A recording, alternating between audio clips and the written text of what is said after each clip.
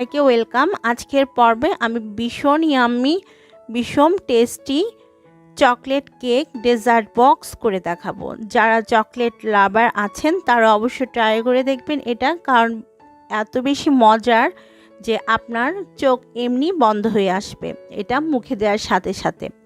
তাহলে চলুন দেখে নিই আমার আজকের পর্বটি। এজন্য আমি প্রথমে কেক তৈরি করব।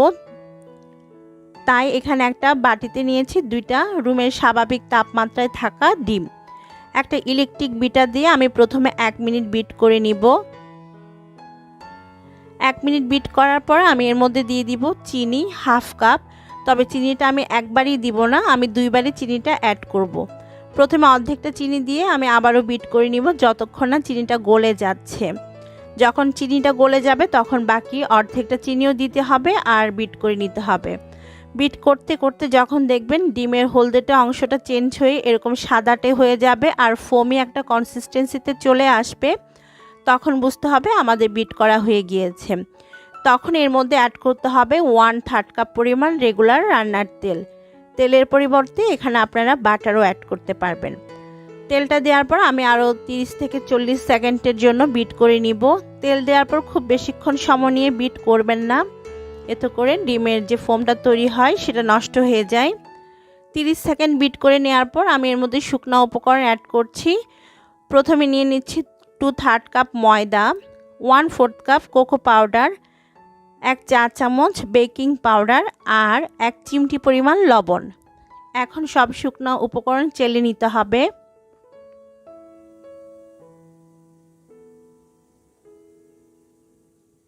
সব শুকনো উপকরণ চেলে নেওয়ার পর আমি আবারও ইলেকট্রিক বিটার দিয়ে সব কিছুকে ভালোভাবে মিশিয়ে নিব। আপনারা যদি স্পঞ্জ কেক তৈরি করেন তাহলে এই পর্যায়ে ইলেকট্রিক বিটার দিয়ে কখনোই মেশাতে যাবেন না।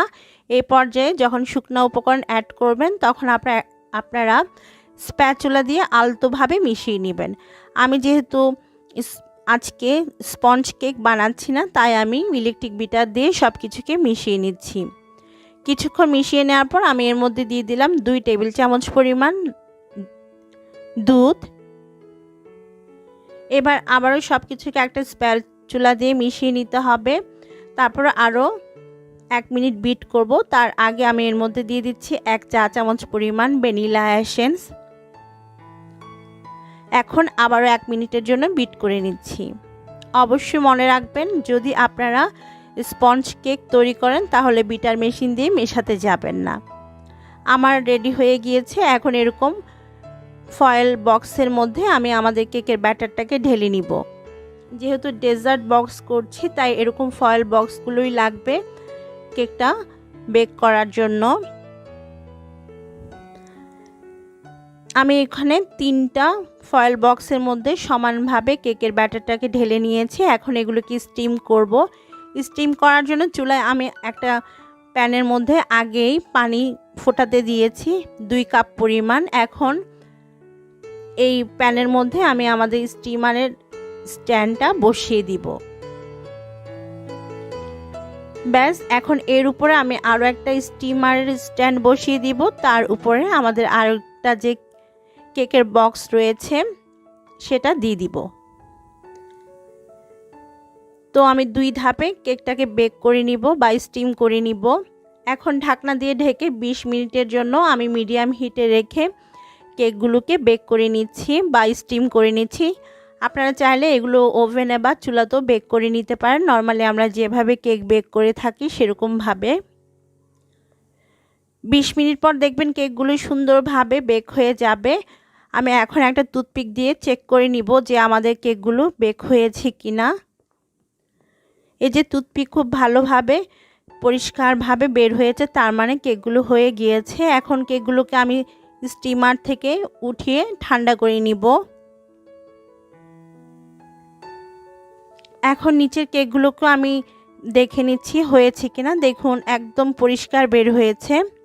এখানে হাফ কাপ আমি ডার্ক চকলেট কুচি নিয়েছি, এর মধ্যে 1 টেবিল চামচ দুধ দিয়ে নিয়েছি, সেই সাথে 1 চা চামচ বাটার নিয়েছি। এখন 1 মিনিটের জন্য মাইক্রোওয়েভে এগুলোকে মেল্ট করে নিতে হবে, তাহলেই তৈরি হয়ে যাবে আমাদের চকলেট গানাশ। ক্রিমের জন্য আমি হাফ কাপ হুইপ ক্রিম নিয়েছি, একদম ঠান্ডা। হাফ চা চামচ ভ্যানিলা এসেন্স আর 1 টেবিল চামচ দিয়ে দিচ্ছি সুগার, এটা পাউডার সুগার। এখন সব কিছুকে হ্যান্ড হুইস্ক দিয়ে খুব ভালোভাবে বিট করে নিব 6 থেকে 7 মিনিট। আমরা ফোমি কোনো ক্রিম বানাচ্ছি না, জাস্ট সফট একটা ক্রিম বানাতে হবে। এজন্য আমি আজকে ইলেকট্রিক বিটারটা ইউজ করিনি, জাস্ট হ্যান্ড হুইস্ক দিয়ে ক্রিমটাকে বানিয়ে নিয়েছি। আমাদের ক্রিম তৈরি হয়ে গিয়েছে। এখন আমরা ক্রিমটা কেকের মধ্যে সেট করব। তো এদিকে আমার কেকগুলো ঠান্ডা হয়ে গিয়েছে। এখন কেকগুলোকে আমি মোল্ড থেকে বের করে উল্টি দিব অন্য পাশে। এতে করে খুব সুন্দরভাবে কেকের মধ্যে ফ্রস্টিংটা করা যায়। সবগুলো কেক উল্টে দেওয়ার পর এর মধ্যে ক্রিমটা দিতে হবে। আর ডেজার্ট বক্সের জন্য অবশ্যই ক্রিমটাকে সফট ক্রিম বানাবেন, এতে সুন্দরভাবে সেটা সেট হয়। তো এখন আমি কেকের মধ্যে দিয়ে দিচ্ছি আমাদের তৈরি করা সফট হুইপ ক্রিমটা। খুব ভালোভাবে ক্রিমটাকে স্প্রেড করে নিতে হবে। খুব ভালোভাবে স্প্রেড করে নেওয়ার পর এর মধ্যে যে চকলেট গানাশটা আমরা তৈরি করেছিলাম সেটা উপর থেকে দিয়ে দিতে হবে। ইতিমধ্যে চকলেট গানাশটা রুম টেম্পারেচারে রয়েছে। এখন আমি মাইক্রোওয়েভ করে নেওয়ার পর এটাকে ঠান্ডা করে নিয়েছিলাম। এটা এখন রুমের স্বাভাবিক তাপমাত্রায় আছে। এখন 3টা কেক বক্সের মধ্যে আমি চকলেট গানাশটা ঢেলে নিচ্ছি। খুব ভালোভাবে চকলেট গানাশটা ঢেলে নেওয়ার পর আমি কিছুটা হোয়াইট চকলেট মেল্ট করে নিয়েছিলাম। সেই হোয়াইট চকলেটটা এর মধ্যে এখন ডেকোরেশনের জন্য ইউজ করছি। আর কিভাবে করছি সেটা আপনারা একটু খেয়াল করলেই বুঝতে পারবেন।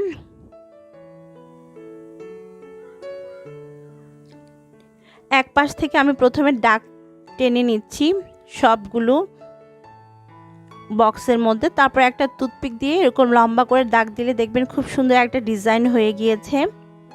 তো এভাবে করে আমি বাকিগুলো করে নিয়েছিলাম, একটা আপনাদেরকে করে দেখালাম। ব্যাস তৈরি হয়ে গেছে আমাদের ভীষণ tasty yummy chocolate cake dessert box.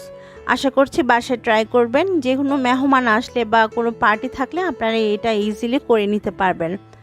আমার রেসিপি ভালো লাগলে প্লিজ আমার চ্যানেলটি সাবস্ক্রাইব করে আমার সাথে থাকবেন। সেই সাথে পাশে থাকা বেল বাটনটি অবশ্যই প্রেস করবেন। এতে করে যে কোনো রেসিপি আপলোড করলে তার নোটিফিকেশন আপনাদের কাছে চলে যাবে। আজকের মতো বিদায় নিচ্ছি। সবাই অনেক ভালো থাকবেন। আল্লাহ হাফেজ।